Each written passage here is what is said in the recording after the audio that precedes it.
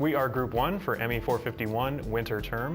Our problem was to design a sensor solution for the Mars Rover Robotic Arm Team.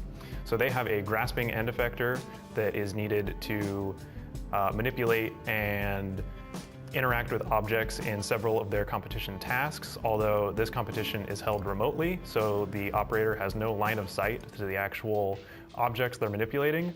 Therefore, the grasping end effector needs to provide feedback to the operator on position and potential current draw. It also needs to have safeties built in so that it doesn't crush objects too hard or potentially damage itself. Our mechanical solution is based around the robotic 3-finger adaptive gripper. The finger uses a series of mechanical linkages in order to provide an under-actuated movement that can pinch objects and also provide an encompassing grip, all from one motor. Here is a broad overview of our system. Our system uses a motor driver to control the motor which drives our finger. We use a quadrature encoder attached to the motor to measure the position of the finger.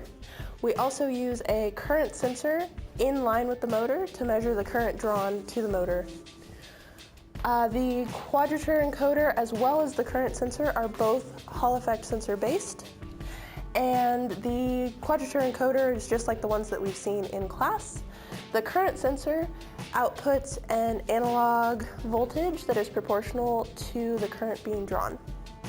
We chose our current sensor because it also has an appropriate range for our motors of 0 to 5 amps. While this is not ideal because the stall current of the motor is 1.6 amps, we feel that this leaves us ample overhead.